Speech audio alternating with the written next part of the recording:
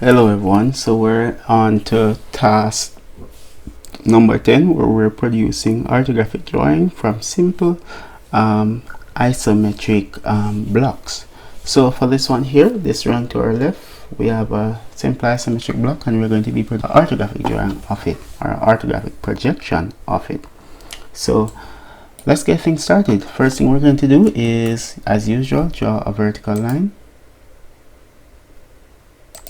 Once we have that vertical line, we offset that vertical line by 10 millimeters. Alright, then we offset that line by whatever the width of the object is. We determine where will be the front of the object. Why not make it along this length here, which is 60 millimeters. Alright, so we're going to offset this line here by 60 millimeters. So O, enter, and 60. Alright, then we offset that line by 10 millimeters. Then we draw a horizontal line. Then we offset that horizontal line down by 10 millimeters. Now we need to determine the depth of the object. In this case, if we look at our drawing, it's basically whatever the largest number here is, which is 30 in diameter. So the width of it, or the depth of it, is going to be 30. So let's offset backwards by 30.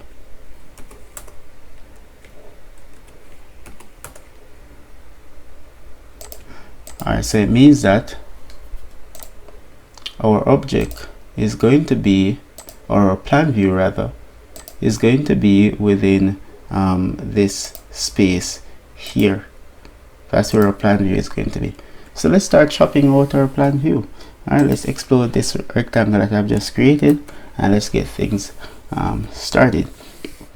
Alright, so based on what we're seeing here, we're seeing some various sections. So we're going to see here, here, here, and all that stuff in the plan view. Alright, so let's start with cutting out this little wedge portion that we have here. Alright, now it is saying that from here to here is 9 millimeters, and then it goes in by another 9. So what we're just going to do to keep things simple is that we're going to offset 9 millimeters from this line here inwards, and then we offset 9 inwards and 9 inwards. Then now from there we can simply just draw a diagonal line to connect those intersections. Once that has been done, we can erase our little lines that we use as guides. Alright, and we can trim or fillet these corners here. Alright, in this case I'm just going to use the trim command to get rid of that. So we'll trim that, and here and here, and just like that we have that portion there out of the way. Alright, now the next portion is the curvature portion at the back here, so we need to determine that. But let's examine our drawing so we can derive those measurements, especially this 18 portion here. Alright, now we know that the diameter of this here is 30, so it means that the radius of this is going to be 15. Alright, so it means that from the edge here to the center of the circle where this 18 here stops is going to be 15. So what am I going to do? To ascertain the center of the circle, I'm going to simply offset inwards by 15 millimeters. So I'm going to offset 15 millimeters, offset 15 millimeters inwards, and this will now give me what? The radius for this curvature portion here. Alright, and we also know that from the center now to here is 18, so we can just go ahead and offset that 18 as well to keep things simple. Alright, now let's draw our circular portion. I'm going to use a whole circle to draw it and then trim up things afterwards. So I'll draw a circle along here from the center for the line that we offsetted to find the center, which was the 15 from here over. So we'll trim away where? Here, and we'll get rid of this line here, and let's fill it. Or you could have easily trimmed as well the curve of the extra line.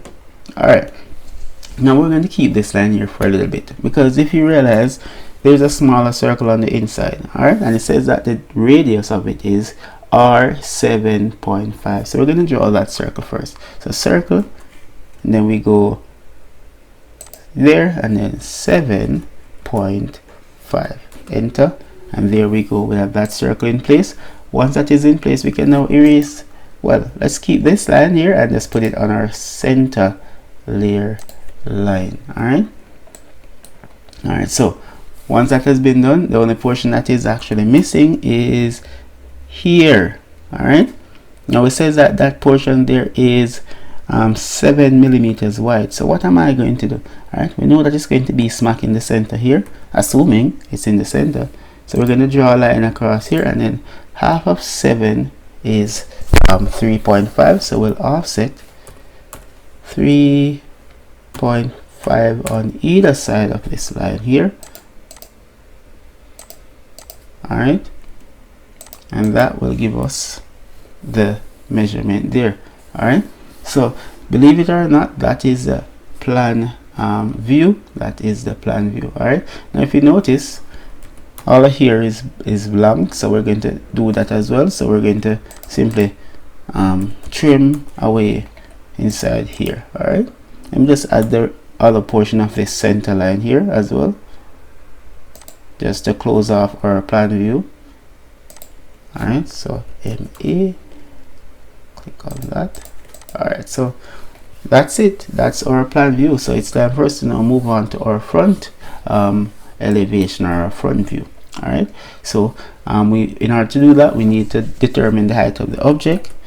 That's pretty obvious with this simple block here. It's 30. So what we'll do, we'll offset down 30 from this line here. Alright, and then we can always extend those lines down to touch it. Alright, cool. So it means that our front view is going to be where? Within this space here. So we're going to be drawing that now. Alright, now for most part, a lot of what we're going to be doing is simply projecting lines down. Alright, but before we do that, we're going to be working on the thickness of the base plate portion here.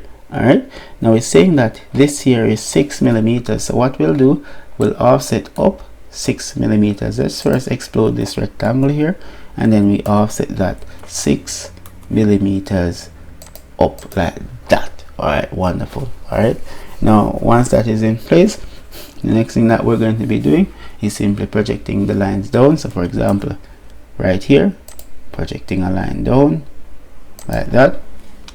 Let's place that on our construction layer, and then we draw it in properly. So from there to there. Alright, wonderful.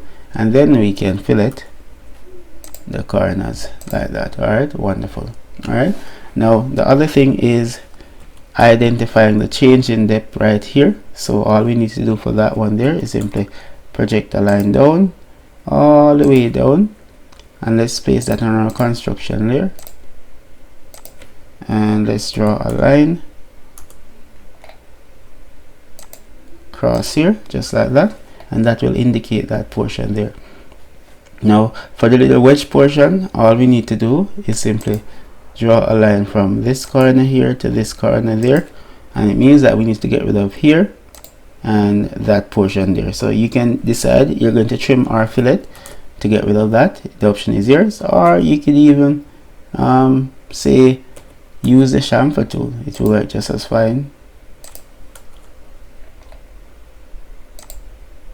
Alright, so once that has been done, the next thing that we're going to be doing is that we're going to be showing the hole that is going to be in the middle here. Now because it's out of our view, it's going to be a hidden feature, so it's going to be a in detail line. So all we're going to do here is simply project lines down from the edges of the hole, and remember, we only see a circular shape whenever we're looking at the end view. So for example, this will be the end. From the other view, it will simply be a rectangle. Alright, and these two lines will be in detail line, all right, because those features are in. All right, and then now we add our center line. All right, one center line running through the center, just like that. Let's match some property. Click on that and then that. All right, wonderful. So what is missing now? The only thing that is missing is the end view of the object. Now for this one here, I'm going to switch things up because there's a little space over here. So we're going to do our right view on this side here. So what are we going to do? We're going to draw our diagonal line at 45 degrees going to our right like this. Alright, and again, similar process. Wherever the horizontal line touches the diagonal line, we project lines down from there. Alright, so it means that our right view is going to be within this space here. Alright, come on.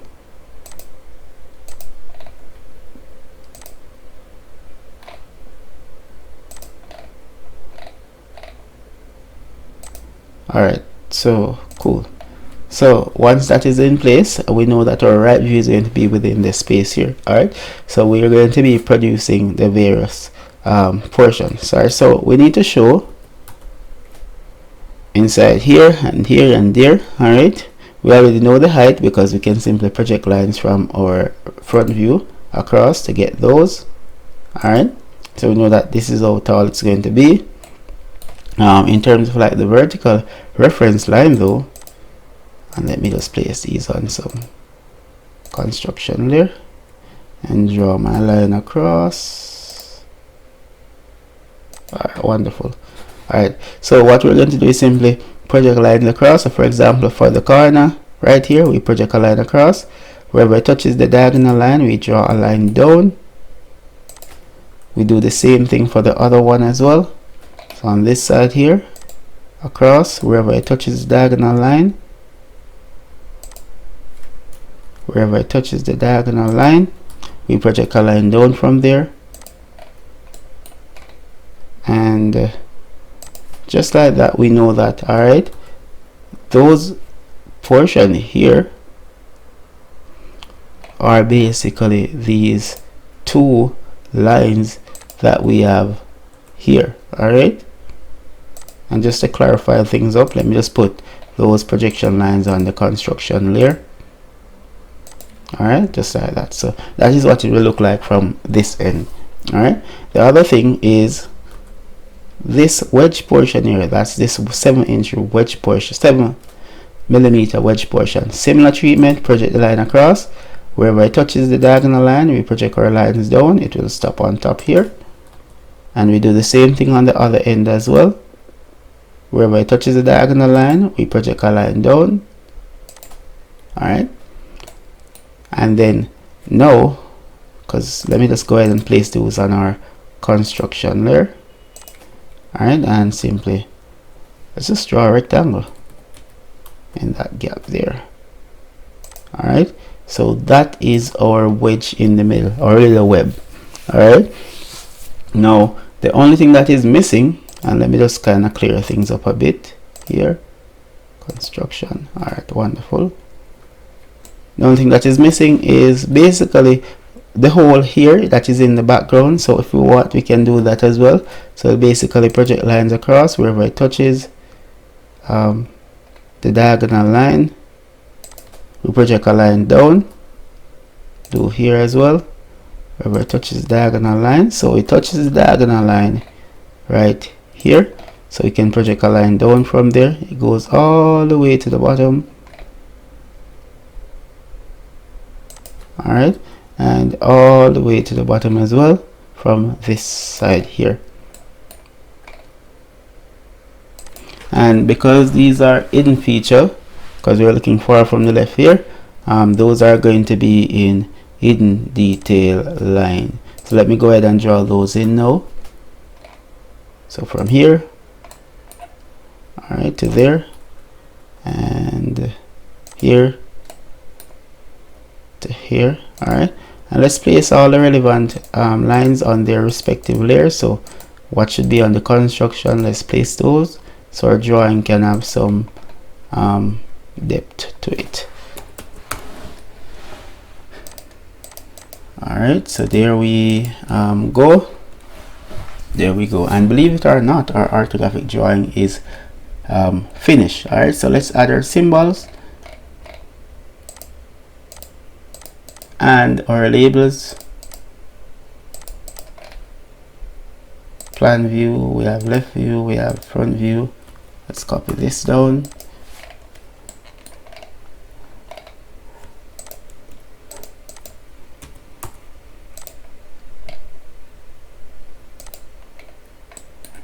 And our plan view.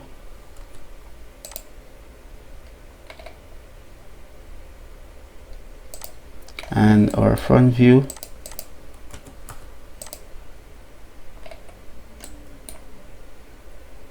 Give some space for dimension, and then we have our right view.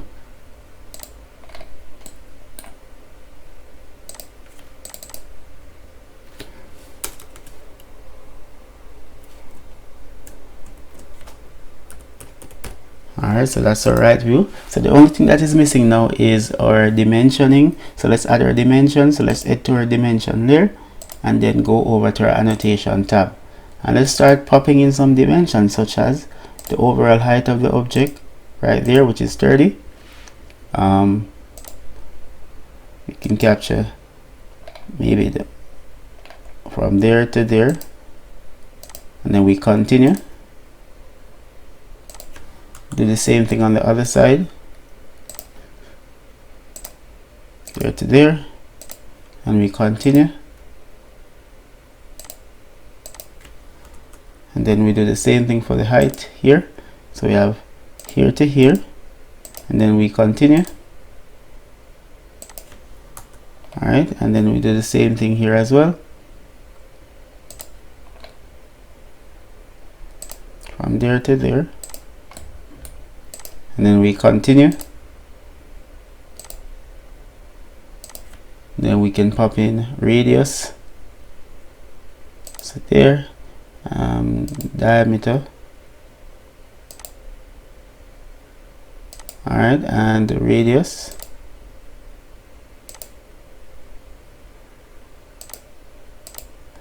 Alright, and we can pop in dimensions for other sections, such as say here to here.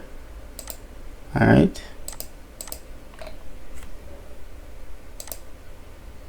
alright, and then we continue.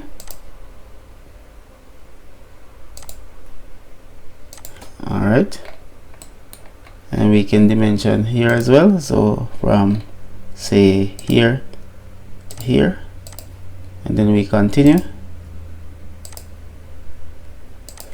We can get in overall dimensions, overall heights, and overall widths.